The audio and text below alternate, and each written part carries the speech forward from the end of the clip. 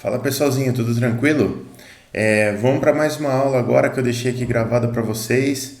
Então eu vou pedir umas coisinhas para vocês. Ó. Se vocês curtirem a aula, não esquece de deixar uma curtida aí no vídeo. Se você ainda não for inscrito no canal, por favor se inscreve, que isso daí vai ser bastante importante para mim e para você. Se ativar as notificações, nota 10, melhor ainda.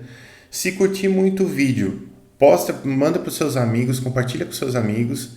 E se você tiver alguma dúvida, alguma sugestão, por favor, joga aí nos comentários aí embaixo, que eu vou ter o maior prazer de responder para vocês e até gravar novos vídeos a respeito, beleza? Valeu, galera, bora pro vídeo.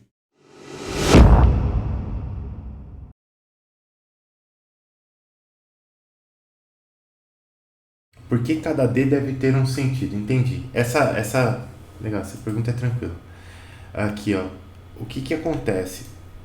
Quando a gente define o volume de controle, vou até pegar aqui o meu. Ah, não era esse aplicativo, droga. Esse aqui, provavelmente está cheio de coisas aqui, mas eu já salvei isso aqui, então a gente pode dar um novo flipbook vazio. Não. Aqui. Ok. Quando a gente define um volume de controle, então vamos imaginar que eu tenho uma tubulação lá, certo? E beleza, eu vou definir o volume de controle. Então eu tenho que definir a superfície de controle, que é a fronteira do volume de controle. Eu vou definir ela assim, ó. Aqui. É uma convenção matemática para as nossas integrais sempre fazerem sentido, de que toda vez que eu tenho um elemento de área na minha superfície de controle, ele tem que apontar para fora do volume de controle. Tá? Então, se eu tiver um elemento de área aqui nessa superfície de controle, ele vai apontar para fora, né? E se eu tiver um elemento de área nessa superfície de controle, ele vai apontar para fora. Ele sempre aponta para fora do volume de controle, nunca para dentro. Tá? Por que ele aponta para fora? Porque quando a gente está fazendo as integrais lá de volume de controle, a gente tem que contabilizar quem está entrando e quem está saindo, né, do volume de controle. Então, quem está entrando, o fluxo que está entrando vai ter o sentido contrário desses DAs e o fluxo que está saindo vai ter o sentido favorável ao DA. Né? Por isso, por exemplo, se eu tivesse um fluxo da direita para a esquerda, só para fazer o contrário aqui, ó, certo? Eu teria uma velocidade aqui, V1, e eu poderia ter uma velocidade aqui, talvez V2 diferente, não sei o que aconteceu aqui dentro. Mas aqui, ó, eu teria um produto de V1 com DA negativo e aqui um produto de V2 com DA positivo, né? Então aqui eu tenho o fluxo saindo do volume de controle e aqui eu tenho o fluxo entrando no volume de controle, tá? O que você tem que lembrar é que o elemento DA ele sempre aponta para fora do volume de controle, nunca para dentro, beleza?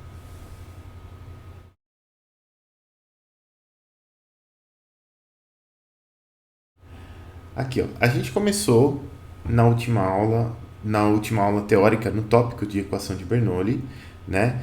E aí, na última aula teórica, até onde eu me lembro, a gente conseguiu resolver esse primeiro exercício, que foi o que vocês tiraram dúvida agora, né? Depois a gente resolveu esse segundo exercício aqui na aula de exercícios, e a gente foi para a lista de exercícios, que é uma lista que está lá disponível para vocês também. E da lista de exercícios a gente resolveu, vamos lá, até onde eu me lembro. Eita, nós. A gente.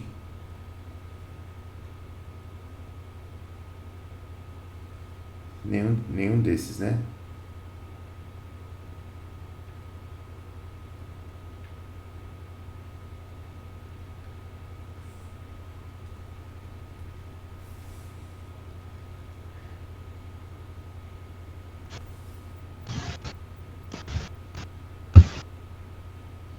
Misericórdia, eu tô com a memória. Eu sei que a gente da outra lista a gente resolveu esse um aqui do secador.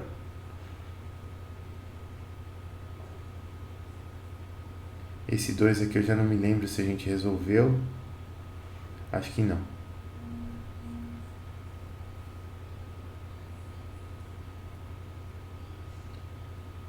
Parou no exemplo 1, né? Então, beleza. Então, não estou ficando louco. Tem já a lista Tá, resolvemos 1 e 2. Beleza, obrigado, pessoal. Eu tô... Realmente minha memória tá falhando bastante aqui. É, vamos lá, então a gente resolveu esse exercício 1, esse exemplo 1 aqui. Esse exemplo 2 a gente resolveu também, não resolveu?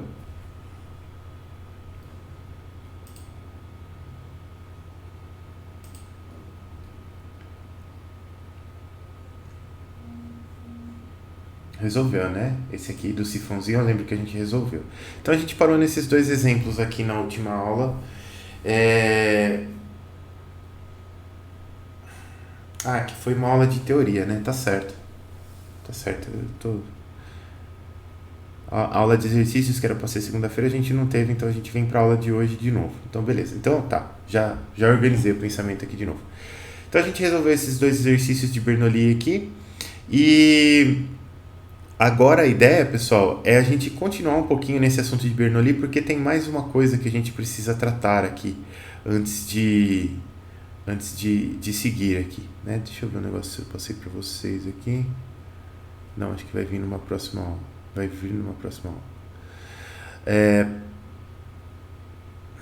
Aqui, ó. Então vamos continuar daqui, ó, onde a gente parou. Então, pessoal, hoje a gente vai continuar com a aplicação da equação de Bernoulli, ou Bernoulli. Eu falo Bernoulli, mas é uma pronúncia errada do francês. E o que acontece aqui, basicamente... Deixa eu só ver se está gravando agora, cara. Aí. Certo.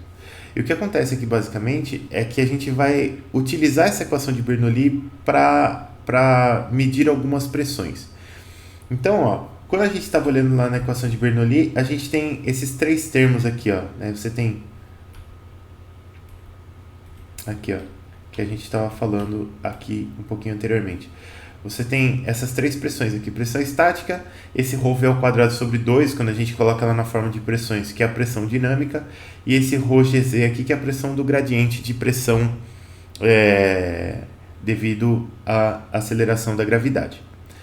Bom, a gente vai usar um pouco disso hoje, a gente vai usar essa forma de pressão hoje, né? Porque o termo de pressão em si que a gente usa na equação de Bernoulli é aquele primeiro termo, que é a pressão estática, né?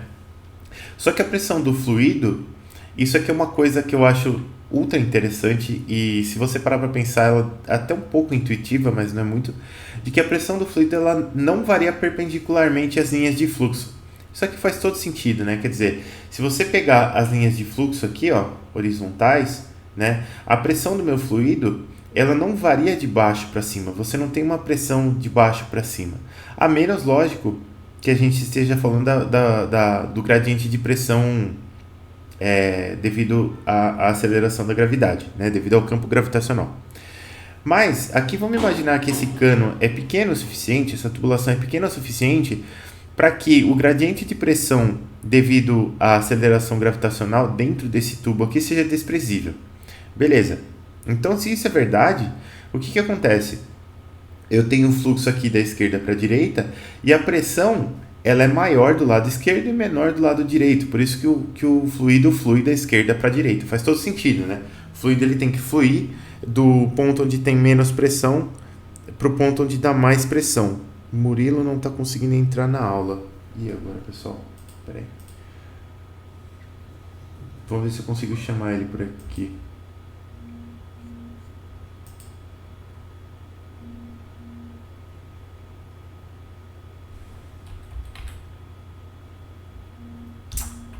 Murilo.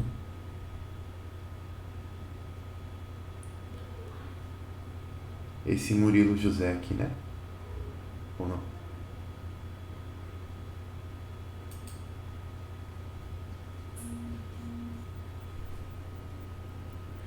Beleza.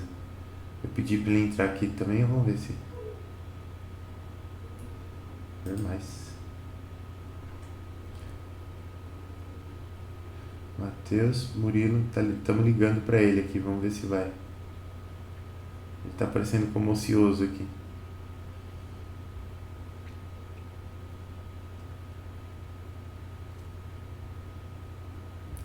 Bom, eu acho, tenta avisar ele que dependendo do que for, talvez ele vai ter que reiniciar o computador dele, se ele está no computador, né? talvez se ele tiver no celular também. Mas para ele saber, a gente está tentando chamar ele aqui, mas não sei se funcionou aqui. Bom, vamos continuar. Mas obrigado por avisar aí, pessoal. Beleza, obrigado, mano. Vamos seguir aqui, ó. Então a pressão, ela não vai variar perpendicularmente às linhas de fluxo. E faz todo sentido porque a gente sabe que o fluxo ele tem que acontecer do ponto de pressão mais alta para o ponto de pressão mais baixa. Faz todo sentido, né? Então o que acontece? A gente tem uma pressão que a gente chama de pressão estática, e essa pressão aqui ela é constante ao longo de toda a tubulação aqui, ó, aquele termo de pressão estática mesmo, né? Então como que eu mediria essa pressão estática? Eu posso colocar uma sonda que tem essa cara aqui, ó, dentro da tubulação, colocaria ela aqui assim, né? E essa sonda que eu coloquei dentro da tubulação, ela tem alguns furinhos laterais aqui. Esses furinhos laterais, eles vão sentir a pressão que está nessa seção transversal aqui. Se eu pegar uma pressão em qualquer ponto dessa seção transversal, ela vai ser a minha pressão estática. Então eu consigo pegar essa pressão por aqui e consigo medir essa pressão. Beleza. Aí a gente tem um segundo termo que a gente chama... Deixa eu ver uma coisa. Isso. A gente tem um segundo termo de pressão que a gente chama de pressão de estagnação. Né? Como que eu meço a pressão de estagnação?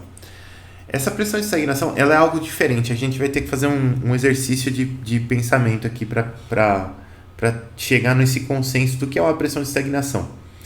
Mas, tecnicamente, ela é a pressão obtida quando a gente desacelera o fluido até o repouso através de um processo sem atrito. Né? Então eu estou desacelerando ele através de uma obstrução mesmo. Estou colocando uma obstrução no fluido, não estou colocando uma perda de carga, nada disso, é uma obstrução mesmo. E aí, se a gente tiver um fluido incompressível e sem variação de altura, a gente pode utilizar a equação de Bernoulli, só que sem o termo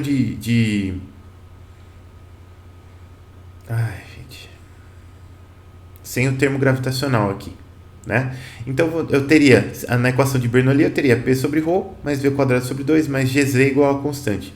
O Gz aqui, como eu não tenho variação de altura, meu Gz é zero, eu posso tirar aqui da minha equação.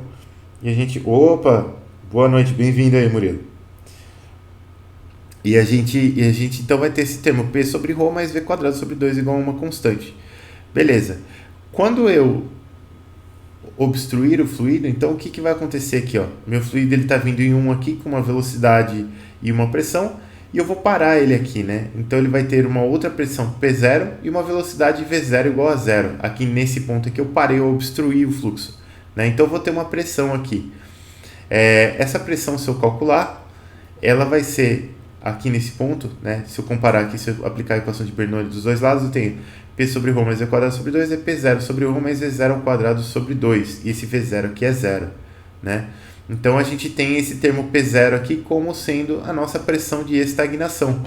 Repara que essa pressão de estagnação aqui, que é o nosso P0, que é a pressão que eu vou obter aqui quando eu parar esse fluido, ela é maior do que a pressão estática, né? Ela é a pressão estática mais meio de ρV ao quadrado.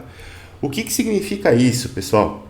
Significa que, pensa assim, ó, eu acho que o exemplo mais tangível para a gente é o seguinte: se você estiver no carro, imagina que você está andando de carro e você põe a mão para fora, assim, seu carro está em movimento, você põe a mão para fora, e quando você põe a mão para fora, você vai sentir uma pressão na sua mão, empurrando a sua mão para trás.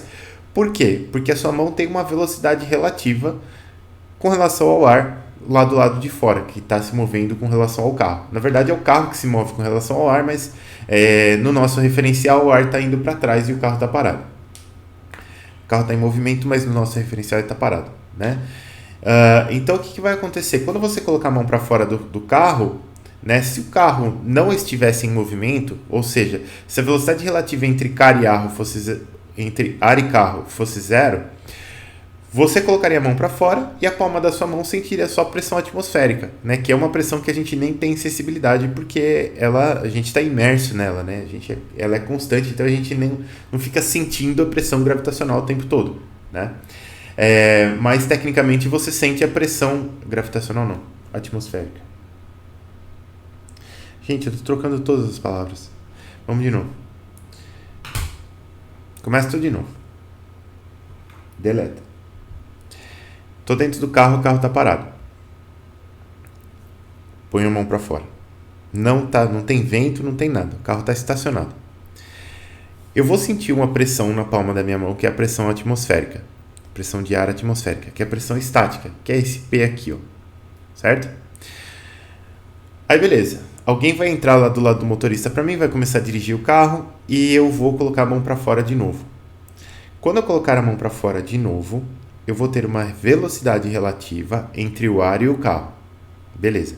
Então, quando eu colocar a mão para fora, eu vou sentir uma pressão na palma da minha mão. E essa pressão, ela não é só essa pressão estática aqui. Por quê? Porque o ar que está em movimento lá do lado de fora, ele está encontrando a minha mão como uma obstrução. A minha mão está parando aquele ar que está encontrando a minha mão lá do lado de fora. Certo? Então, a pressão que eu sinto na minha mão, ela tem duas componentes. Uma componente é a pressão estática do ar, que eu sinto o tempo todo, que é a pressão atmosférica. E a segunda componente é devido à velocidade do ar que está vindo e está parando na minha mão. Essa soma dessas duas pressões, da pressão estática do ar, mais a pressão, o termo de pressão que veio do fato de o ar estar em movimento e bater na minha mão e parar, a soma dessas duas pressões é a pressão de estagnação. Beleza? Então repara, agora sim, falando lentamente eu não troco as palavras. A pressão de estagnação, a gente aplicou a equação de Bernoulli aqui. Eu tenho uma quantidade de fluido aqui com uma pressão atmosférica P e uma velocidade V.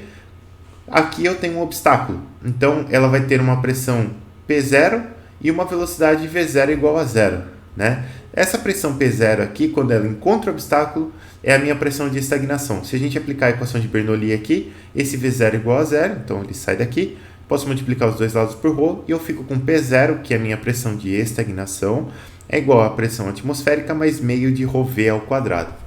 Ah, consegui! Pronto. Agora acho que organizou os pensamentos aqui.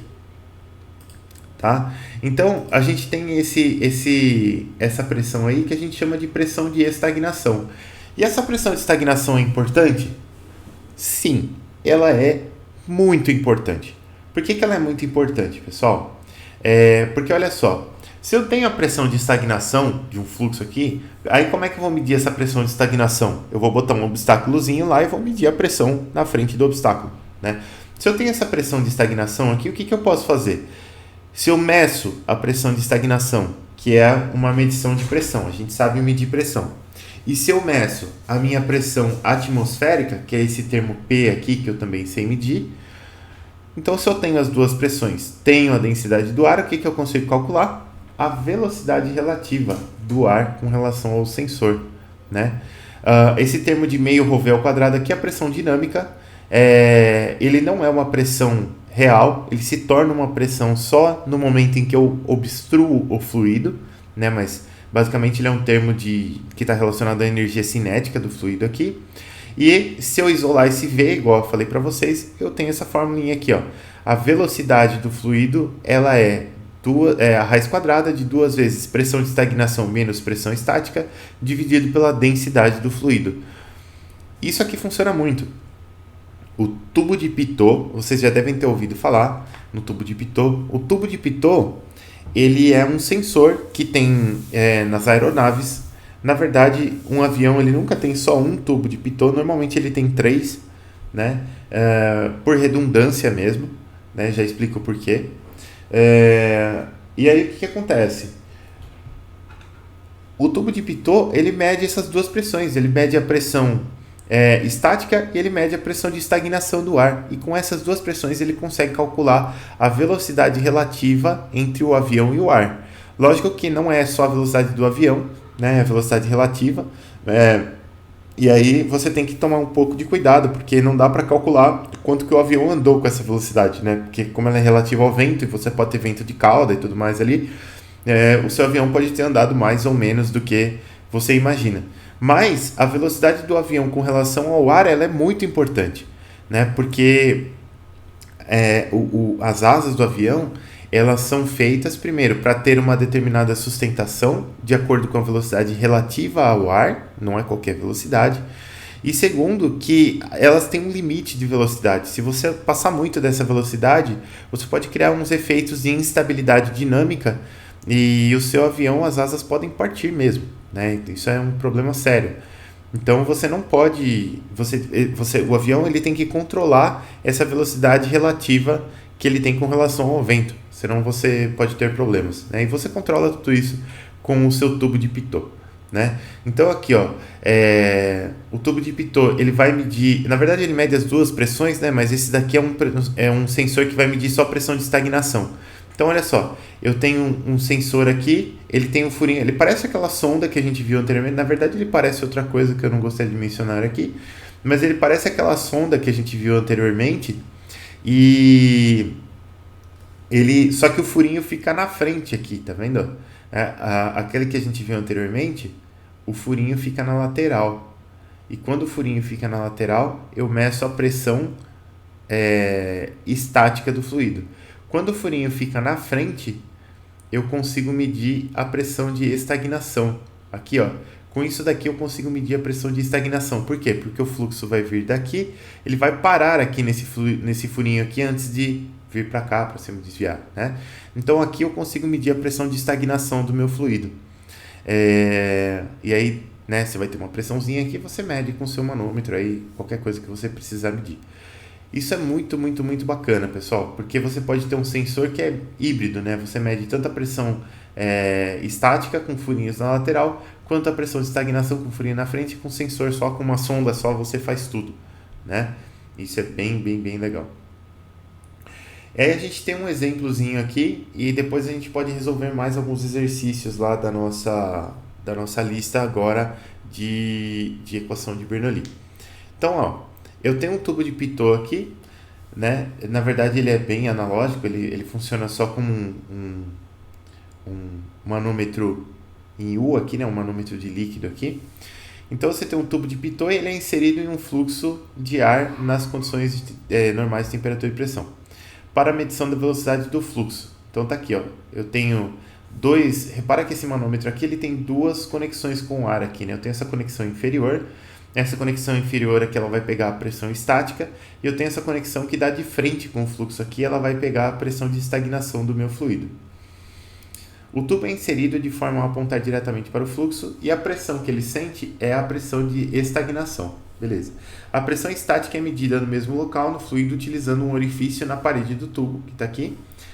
E beleza, e ele funciona assim. Então aqui desse lado eu tenho pressão de estagnação, aqui desse lado eu tenho a pressão estática. Se a diferença de pressão medida é de 30 mm de mercúrio, calcule a velocidade do fluxo. Sabendo que G é igual a 9,81 metros por segundo ao quadrado, a densidade do mercúrio é de 13.600 kg por metro cúbico e a densidade do ar é de 1,23 kg por metro cúbico. Então, beleza. Vamos fazer aqui.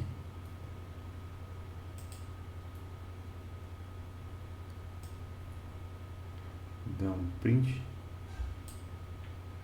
daqueles bem bonito. Aqui.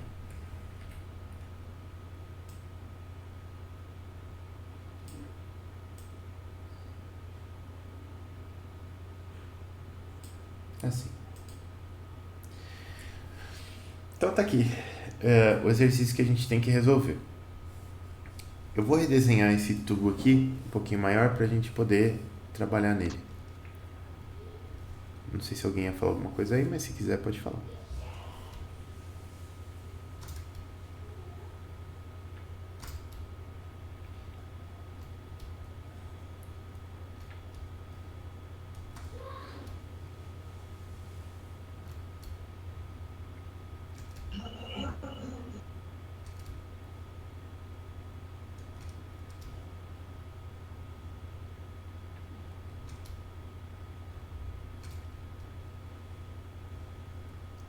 Então, beleza. Aqui a gente tem o fluxo de ar, né? Então, assim.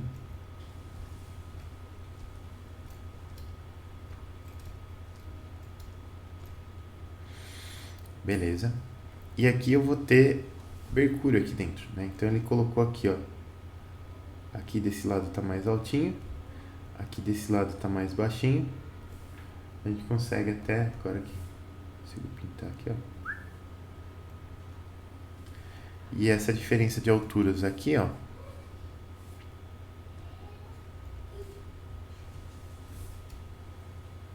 daqui para cá, é de 30 milímetros. Então, o que a gente sabe, pessoal?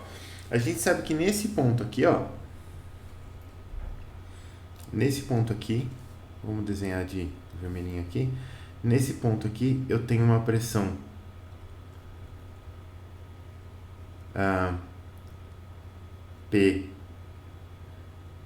PA, que é a minha pressão de estagnação, certo?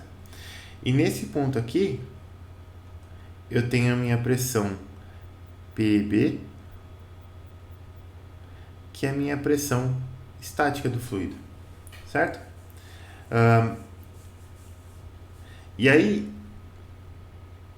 eu posso usar o princípio dos vasos comunicantes ali para dizer para você o seguinte: essa pressão PA que está aqui, ela é a mesma pressão PA que está nesse ponto aqui, ó. Nesse ponto aqui eu tenho a mesma pressão PA.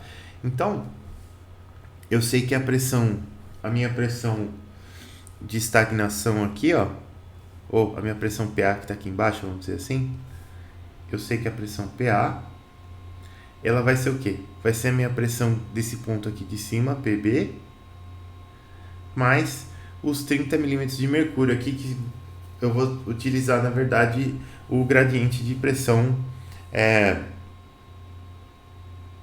devido ao campo gravitacional. Então, eu vou usar o ρ do mercúrio, GH. Esse daqui vai ser o nosso Hzinho. Certo? Só que a pressão PA é a pressão de estagnação, a pressão PB é a pressão atmosférica, ou a pressão estática aqui no caso, né? E aí eu tenho o ρHG, GH. De novo, né? Só para a gente fixar, pensa lá na nossa equação de Bernoulli, né? Então eu tenho um fluxo aqui e eu vou ter um obstáculo aqui. Então eu vou ter uma pressão P e uma velocidade V. E aqui eu vou ter uma pressão de estagnação e uma velocidade V0 igual a zero. Então, você pode até usar a equação de Bernoulli na íntegra aqui. Se eu disser que essa altura aqui ela vale Z', por exemplo, eu vou ter aqui ponto 1, ponto 2, e aí eu vou ter P1 sobre ρ mais V1 ao quadrado sobre 2 mais GZ1 é igual a P2 sobre ρ mais V2 ao quadrado sobre 2 mais GZ2. Beleza. Z1 e Z2 são iguais a Z', então eles se cancelam automaticamente dos dois lados, não preciso me importar com eles. A pressão P1 aqui vai ser a minha pressão estática normal, então eu vou ter P sobre ρ. A velocidade V1 vai ser a velocidade V inicial do fluido. Esse termo aqui cancelou. P2 vai ser a minha pressão de estagnação. V2 vai ser V0 igual a zero. Então a gente tem isso daqui. Passo o ρ multiplicando para lá. E eu vou ter a minha pressão de estagnação. Ela é igual a P mais ρ V ao quadrado sobre 2. Beleza. Essa aqui é a formulinha da pressão de estagnação. Se eu quiser calcular a velocidade a partir dela, eu vou passar esse P para o outro lado negativo. Beleza. Isso aqui vai ser igual a ρV ao quadrado sobre 2. Multiplica por 2, divide por ρ, tira a raiz e pronto. Isso aqui é a velocidade do nosso fluido. Por que eu quis chegar nessa fórmula aqui, ó? Porque se eu passar esse P para o outro lado, eu vou ficar com P0 menos P, ou pressão de estagnação menos pressão estática, igual a ρHG GH. Então, olha só. A densidade do ar ele dá, certo? Tá aqui, 2 é 2. P0 menos P eu não tenho, mas se eu ler aqui no manômetro, o P0 menos P vai ser exatamente esse ρgh que está aqui, ó, certo?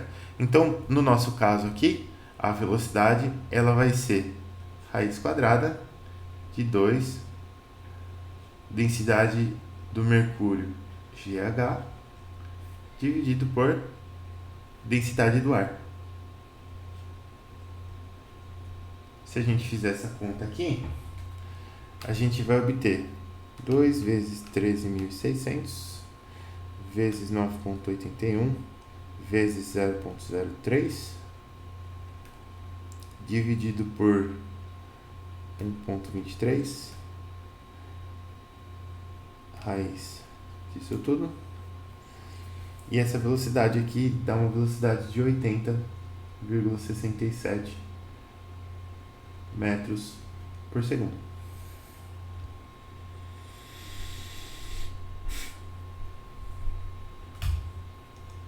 Então, olha só, se eu consigo medir pressão estática e pressão de estagnação, e talvez até esse exercício aqui ele diz mais pra gente, né? Você não precisa necessariamente medir as duas, você precisa só medir a diferença entre a pressão de estagnação e a pressão estática.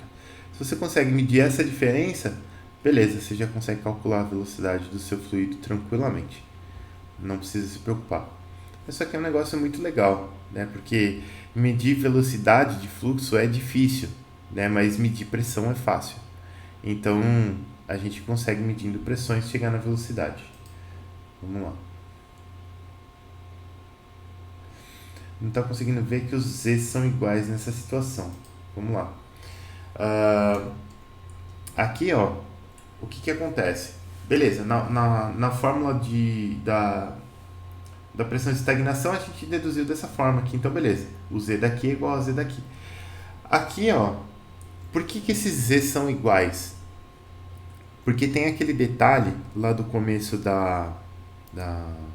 bem do comecinho lá, quando a gente começou a ver esse assunto aqui hoje, que diz o seguinte: perpendicularmente à linha de fluxo, a minha pressão não varia, né? Então, ó, no caso, eu entendo perfeitamente a sua colocação.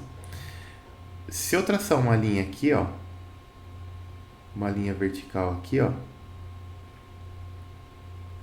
a minha pressão estática, né, considerando, lógico, que o diâmetro dessa tubulação aqui é pequeno o suficiente para que a gente não tenha influência do campo gravitacional aqui, né? Então eu não vou precisar usar aquele ρgh para calcular a pressão aqui embaixo e ela ser diferente daqui de cima, porque a densidade do fluido aqui é muito pequena, né? E a pressão estática aqui ela vai ser praticamente igual, né? Porque ela não pode variar perpendicularmente às linhas de fluxo. Então, se eu medir em qualquer ponto aqui a pressão estática, qualquer ponto que eu medir, ela é igual, né? A gente gostaria de medir a pressão estática aqui, ó. Eu gostaria de medir P aqui e P0 aqui, na mesma altura, para poder utilizar justamente esse princípio aqui. Só que, como a gente não consegue medir as duas pressões na mesma altura, ficaria um pouco mais difícil, pelo menos nesse caso aqui, ele usa esse princípio de que a pressão estática ela não varia ao longo da perpendicular aqui das linhas de fluxo, né? Então, a pressão estática que eu medi aqui, ela tem que ser a mesma pressão estática que eu medi aqui, ó, né? E tem que ser a mesma que vai estar aqui também. Isso tudo por quê? Porque a densidade do ar é muito baixinha e o diâmetro do tubo é muito pequeno, né? Essa dimensão aqui ela é muito pequena, né, para o campo gravitacional. Então, faz-se essa aproximação de que a pressão estática que eu medi aqui é igual à pressão estática que eu medi aqui. De fato ela é? Não, deve ter alguns micropascais de diferença aí, porque essa densidade não é zero e essa dimensão também não é zero, né? Então você teria sim um ΔZ aqui qualquer, e aí você teria que colocar isso aqui nessa fórmula, dá para fazer também, mas aproximou-se isso daqui por zero para esse caso específico. Beleza?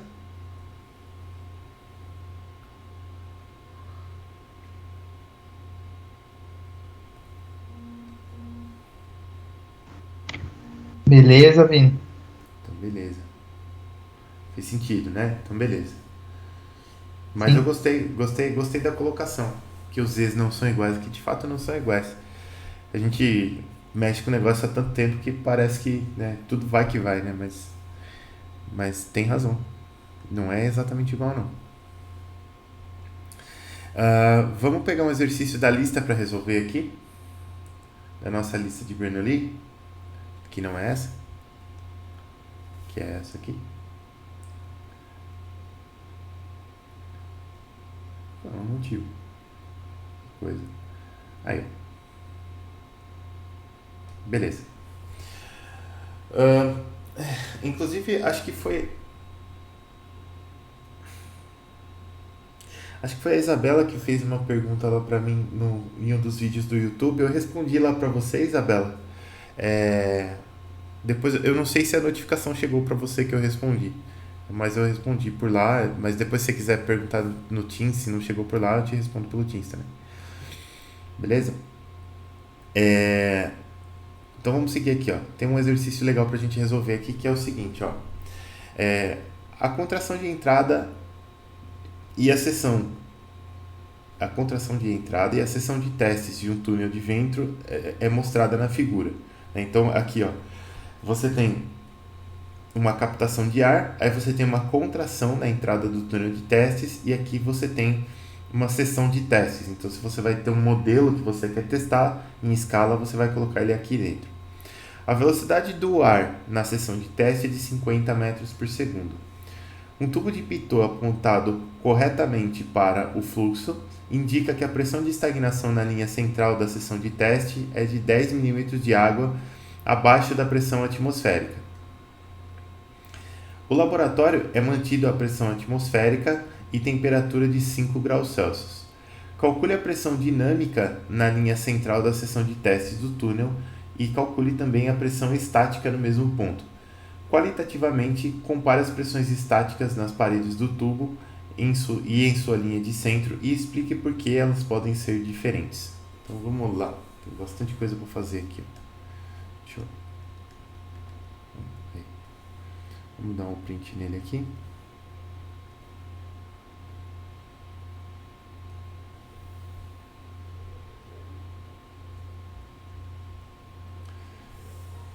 Vai até com a resposta. Falha ao abrir o arquivo. Esse Windows.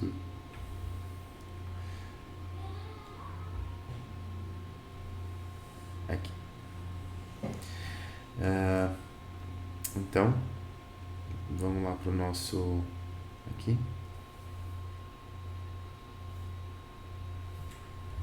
Vamos resolver este exercício aqui.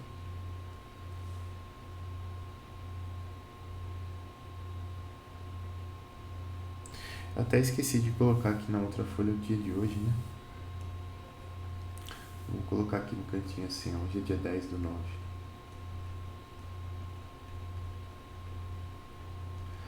Beleza.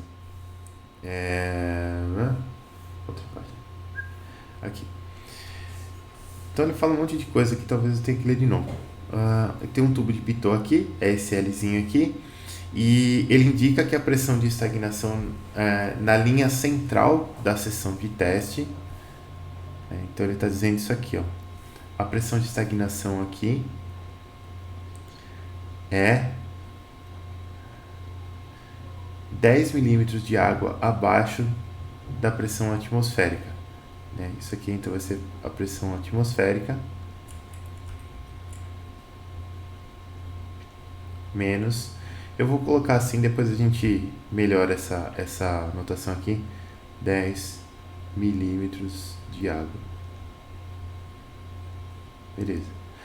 O laboratório é mantido a pressão atmosférica e temperatura de 5 graus Celsius. Calcule a pressão dinâmica na linha central da seção de testes do túnel e calcule também a pressão estática no mesmo ponto. Beleza. Então ele fala assim, ó, o laboratório ele é mantido a pressão atmosférica. Então aqui eu sei que eu tenho pressão atmosférica. Beleza. Aqui ele acelera o fluido, né, por causa dessa contração. Então aqui eu tenho uma velocidade de 50 metros por segundo, que já está até aqui. Não preciso desenhar de novo.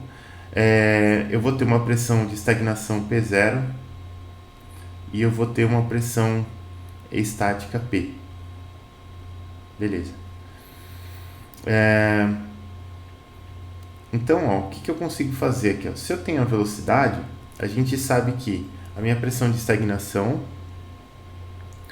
ela é a pressão estática mais ρV ao quadrado sobre 2. Beleza. Isso daqui é ar, certo? Se isso daqui é ar, a densidade, ele até fala a temperatura por causa disso daqui. A densidade desse ar, ela é de 1,23 kg por metro cúbico. Beleza.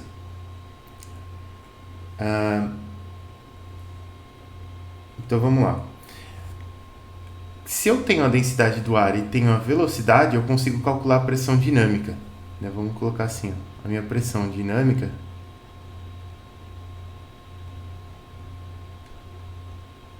ela é só o ρV ao quadrado sobre 2, que é ρ do ar, velocidade, que eles chamam de U ali, né? U ao quadrado sobre 2. Isso aqui vai dar 1,23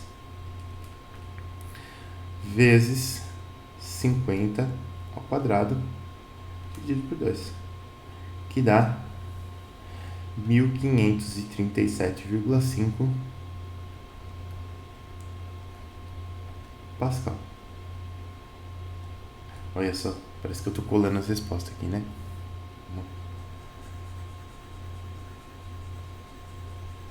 Sou o professor honesto. Não fico colando. Tá ok? Aqui, ó. Então a nossa pressão dinâmica é de 1537,5 Pascal. Belezinha.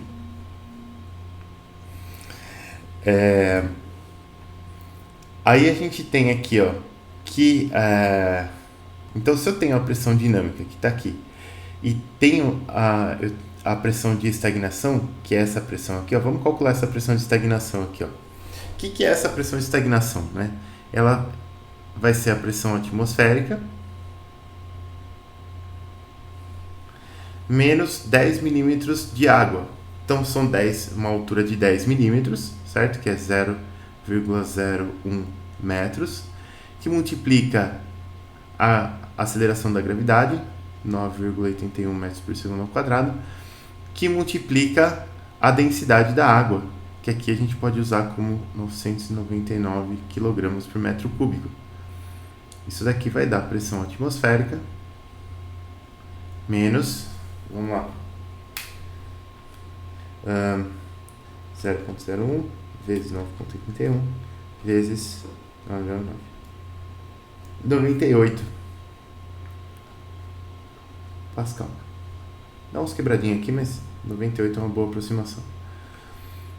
Então eu tenho aqui que a pressão de estagnação está 98 Pascal abaixo da pressão atmosférica, né? Então, se eu combinar essa equação aqui, ó, da pressão de estagnação, já tendo a pressão dinâmica e já tendo a pressão de estagnação, eu vou conseguir calcular a pressão estática no ponto lá, né? Então a pressão estática no ponto, a pressão P aqui, ó, vamos partir dessa equação aqui primeiro. P0 é igual a P mais ρV ao quadrado sobre 2. Passar esse ρV ao quadrado para o outro lado, então a minha pressão estática vai ser P0 menos ρV ao quadrado sobre 2. P0 a gente já sabe, é pressão atmosférica menos 98 Pascal, né? E ρV ao quadrado sobre 2 é 1537,5. Então tá aqui, 1537,5. Então, eu posso passar a pressão atmosférica para o outro lado, eu vou ficar com a pressão estática menos a pressão atmosférica. Isso daqui é exatamente a pressão estática manométrica Isso daqui vai ser igual a menos 98 menos 1537,5. Então, isso aqui vai dar menos 1635,5 Pascal. Beleza, tranquilinho. Então a gente conseguiu, ele fala aqui, ó, calcule a pressão dinâmica na linha central da seção de testes, calculamos, tá aqui. Calcule também a pressão estática no mesmo ponto, calculamos. A pressão estática tá aqui, manométrica. E aí ele fala, tem uma terceira coisa aqui. Qualitativamente, compare as pressões estáticas nas paredes do tubo e em sua linha de centro e explique por que elas podem ser diferentes, né? E aqui, ó, qual que é a saída para a gente fazer essa explicação aqui? A gente utilizou a equação de Bernoulli, e a equação de Bernoulli ela pressupõe que a gente não tem atrito na tubulação, mas a gente sabe que na vida real isso jamais vai ser verdade. Você tem atrito com a tubulação, você sempre tem atrito com a tubulação. Então o que acontece? Né? Se eu olhar próximo da minha tubulação, como eu tenho viscosidade, como eu tenho atrito e tudo mais, o meu perfil de velocidades, ele vai ser um perfil que ele tem mais ou menos essa cara aqui, ó. Ele começa de 0, aí ele vai mais baixo, chega mais próximo do centro da tubulação, ele fica constante aqui, ó. Se eu tivesse coordenação para desenhar, aqui, constante, constante, constante, aí aqui ele começa a degenerar de novo. Então, se eu medir essa pressão de estagnação aqui no centro, se eu medir aqui, ó, eu estou pegando uma boa parte da pressão, eu estou pegando uma boa parte da velocidade real do fluxo aqui, né, da velocidade do centro do fluxo. Então, eu vou medir uma pressão de estagnação. Se eu estiver medindo aqui nas bordas, ó, eu vou pegar uma velocidade menor. Se eu pegar a velocidade menor, eu vou pegar a pressão de estagnação menor, né? Então, eu posso ter uma alteração na minha medição se eu estiver medindo muito próximo das extremidades aqui. Por isso que a gente gosta de medir pressão de estagnação no centro da tubulação, quando é o caso de uma tubulação, quando não é o caso de um avião, por exemplo. Beleza, vamos ver outro exercício lá.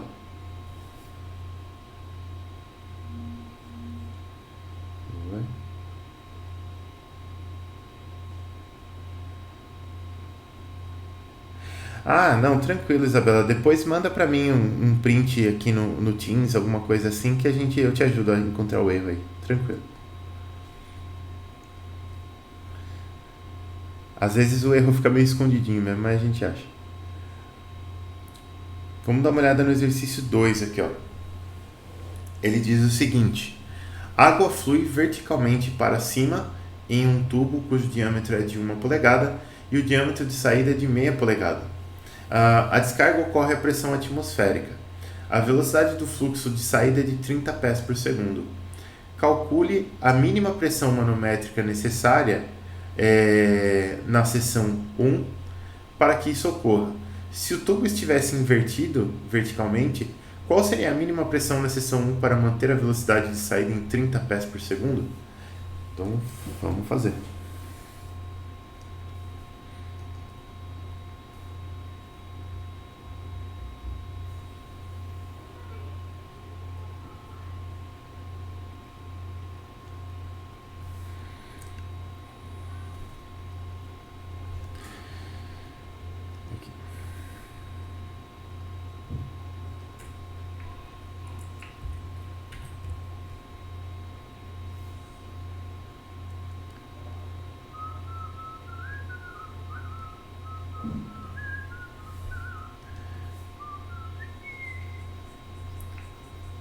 Pronto.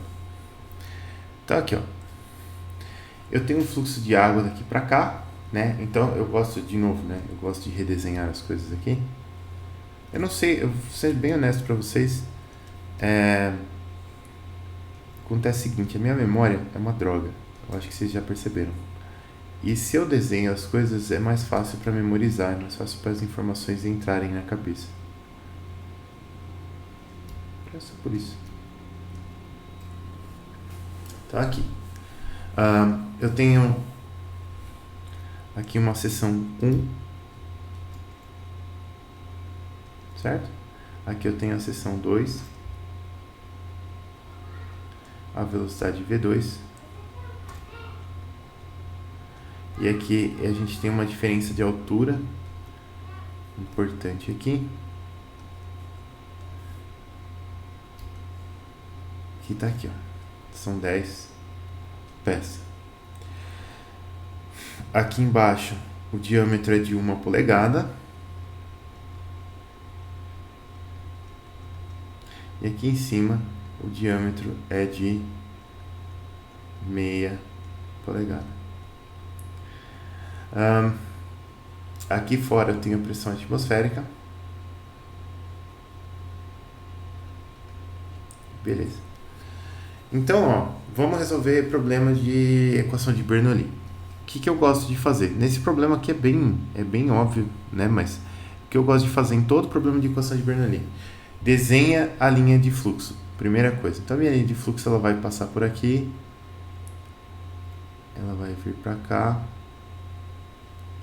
E ela vai chegar até aqui, assim.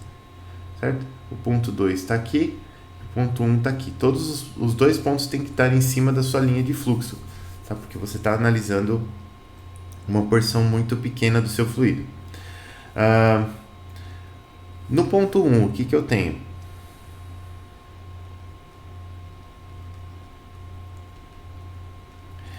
A pressão eu quero encontrar, eu não conheço essa pressão. A velocidade, ele fala assim, ó, a velocidade do fluxo de saída é de 30 pés por segundo, certo? Então, se essa velocidade V2 é 30 pés por segundo, eu consigo encontrar V1. Certo? Por quê? Por que eu consigo encontrar V1? Porque eu consigo fazer um balanço de massa aqui, né? A gente pode...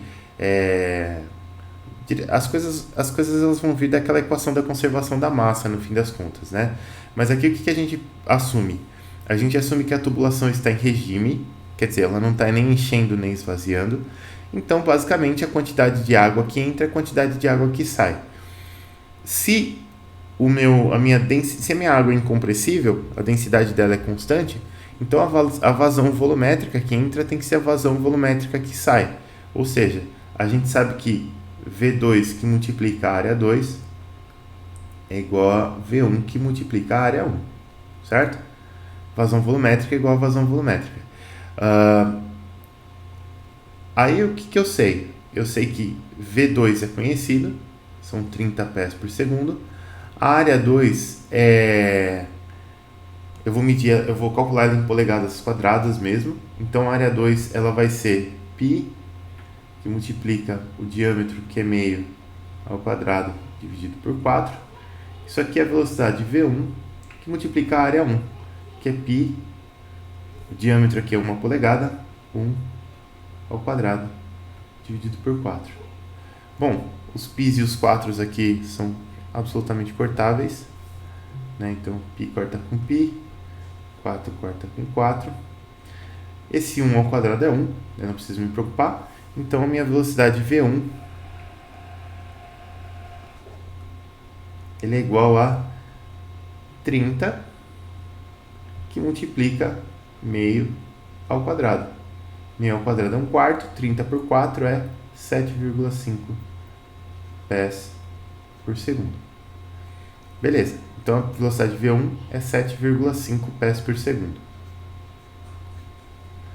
Pressão, velocidade, altura. Eu posso definir um eixo Z aqui, ó. Aqui vai ser o meu eixo Z. E aqui, nesse ponto 1 aqui, eu vou ter Z igual a 0.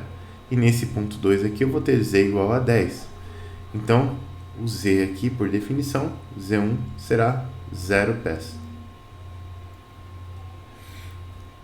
Depois, no ponto 2, vamos fazer o seguinte para ficar organizado aqui, ó.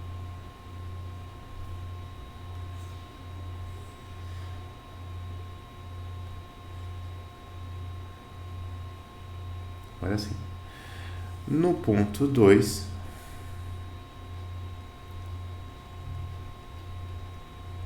a pressão P2 é a minha pressão atmosférica. A velocidade V2 é de 30 pés por segundo e o Z2 é de 10 pés. Então, acho que beleza, né? Se eu aplicar Bernoulli entre o ponto 1 e o ponto 2, eu tenho que achar essa pressão P1 de qualquer forma, né? Então, vamos fazer o seguinte. Eu gosto de reorganizar as coisas aqui. Isso aqui tudo. Vou passar pra cá aqui. E aí a gente vai fazer assim e fazer assim. Então, para resolver a letra A, o que eu vou ter? Aqui.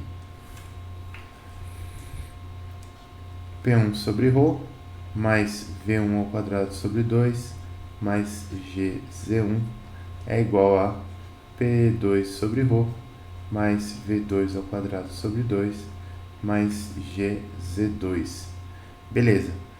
P1 é o que eu quero achar. V1 é 7,5.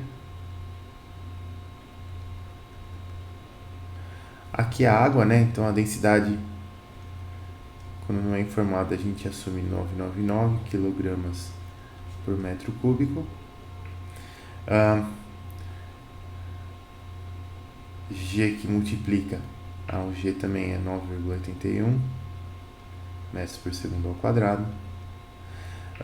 O G que multiplica o Z1, nosso Z1 é 0, é igual a P2, que é pressão atmosférica, sobre ρ, mais 30 ao quadrado sobre 2, mais 9,81 vezes 10. Passando todo mundo para lá, para calcular o P1, o meu P1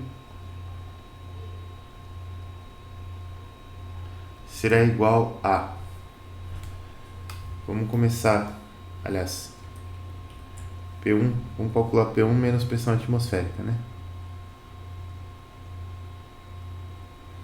Isso aqui vai ser igual a, agora sim, 30 ao quadrado sobre 2,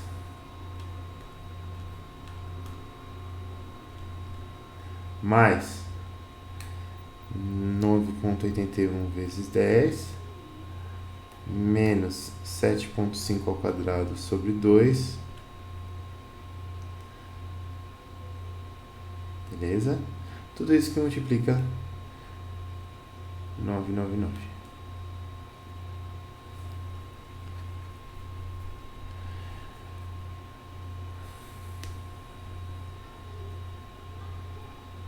Isso aqui deu pra mim, se eu não errei nenhuma conta, 519.455,025 Pascal. E aí repara, dá quase 520 kPa aí de pressão. E aí repara que quando eu tenho uma constrição aqui na saída, né, a minha pressão aqui dentro da tubulação ela tem que aumentar, ela é maior do que a pressão atmosférica aqui, né? Isso aqui é manométrico. Pressão P1 menos pressão atmosférica dá isso aqui. No item B, vamos fazer assim. Uma barriga feinha aqui, mas tudo bem. Representa o professor. No item B, teremos o seguinte. Ele fala que se o tubo estivesse invertido verticalmente, então invertido verticalmente seria isso aqui, ó.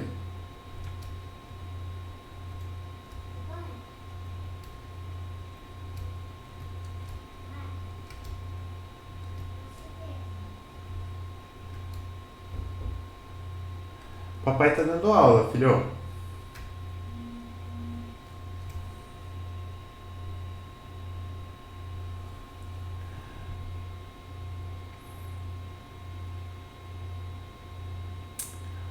Você falou uma coisa importante agora, o Ana.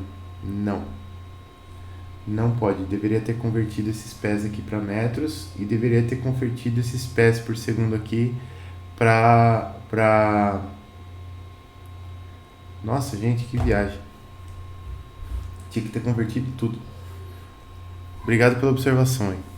Mas se você não usa as coisas em SI, não vai sair em SI, né? Eu misturei SI com não SI aqui, que barbeirada. Gente do céu, vamos lá. Deleta, pessoal. Isso aí é canseira. Ai, pessoal, viu? O professor de vocês está ficando velho.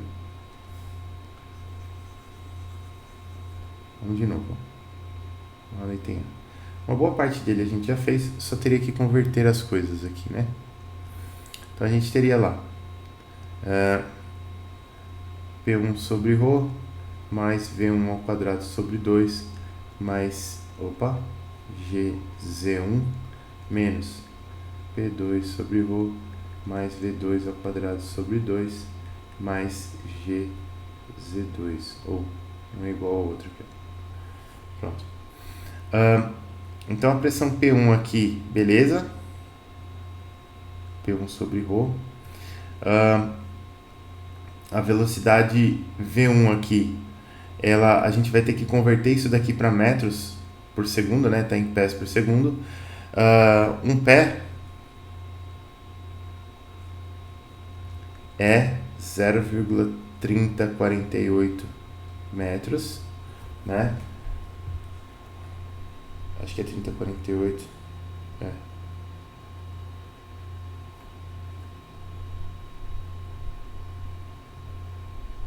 É. 0,3048 metros. Então, se eu multiplicar isso aqui para os nossos 7,5, né? 7,5 vezes 0,3048, isso aqui dá 2,286. Agora sim, metros por segundo. Mais 2,286 ao quadrado sobre 2, mais G, que multiplica Z1 igual a 0, 0 pés e 0 metros vai ser a mesma coisa aqui, é igual a P2, que continua sendo a pressão atmosférica, mais a velocidade V2, que vai ser agora 30 vezes 0,3048, que vai ser 9,144 sobre 2 ao quadrado, mais GZ2 aqui, né? 9,81. Gente, tem porquê umas determinadas coisas aqui, né?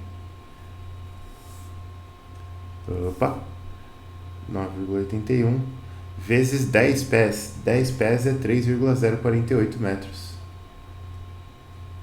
Vai dar algo totalmente diferente, né? Então a nossa pressão, aqui faltou o ρ, pressão P1 menos pressão atmosférica, agora sim, hein? Preparem-se para o resultado. Ainda bem que vocês estão prestando atenção, pessoal. Senão, o que seria de mim só dar aula errada na vida, né? 9,144 ao quadrado dividido por 2, beleza? Mais 9,81 vezes 3,048, beleza? Menos 2,286 ao quadrado dividido por 2, beleza? Multiplicado por 999, beleza? Deu um número bem melhor. 69.025,255 Pascal. Beleza, pessoal. Agora sim, obrigado aí a quem fez as observações. Deixa eu fazer um agradecimento nominal, importantíssimo. Obviamente, se o Teams permitir, né? Tem essas também. Ana Beatriz, muito obrigado, Ana Beatriz, pela correção. Foi muito bem-vinda. Aqui, ponto 1 de novo, né? No item B ele pergunta o que aconteceria se isso aqui tivesse invertido. Aqui o ponto 2, né? E a gente pode, para não ter que ficar invertendo o eixo Z, eu posso redefinir o eixo Z dessa forma aqui, ó. Eita. Aqui. Então, aqui, ó, eu vou ter z igual a 0 e aqui eu vou ter 10 pés. Belezura. Então, vamos lá. As velocidades aqui, ó, de 7,5 pés por segundo e 30 pés por segundo, a gente não vai ter que mexer, porque elas basicamente vão ser as mesmas velocidades. Só vou ter que recalcular a pressão aqui em cima.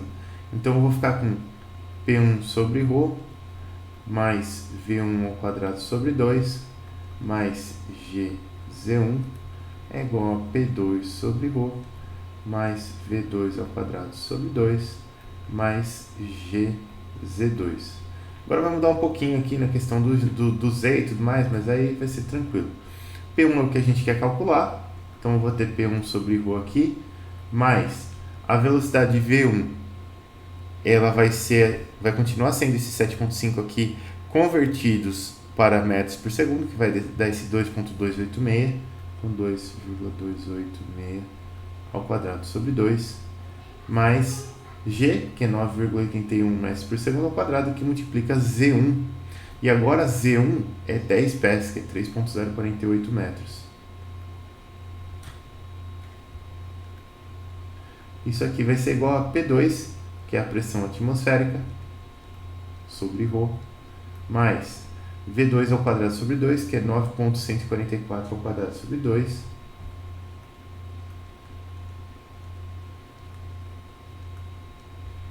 mais GZ2. Z2 agora é 0, né? Então tá aqui. Se a gente fizer as continhas aqui, o nosso P1 será igual a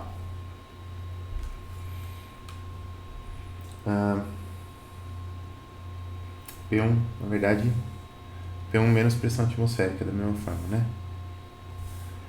Menos pressão atmosférica. Agora sim. Isso aqui vai ser igual a 9,144 ao quadrado sobre 2 menos 2,286 ao quadrado sobre 2 menos 9,81 vezes 3,048. Tudo isso eu vou multiplicar por 999. E aqui a pressão manométrica P1 aqui, se eu não errei nenhuma continha, é de 9.283,297 Pascal. Prontinho, pessoal. Então, peço desculpas mais uma vez pela bobeada no começo do exercício com as unidades aí, nem me liguei, isso é cansaço mesmo. Mas acho que deu pra resolver o exercício, deu pra entender como é que resolve. E aqui essa diferença grande de pressão aqui se deve ao fato de que 10 pés são 3 metros, né? A gente está virando o problema de ponta cabeça aqui, são 3 metros de coluna d'água aqui de diferença. 3 metros de coluna d'água é bastante coluna d'água, né? Então a gente tem uma diferença meio grande aí para contabilizar. São 3 metros de coluna d'água que sai de um lado e 3 metros de coluna d'água que chega do outro lado aqui, né? Então dá uma diferença grandinha aí. Beleza?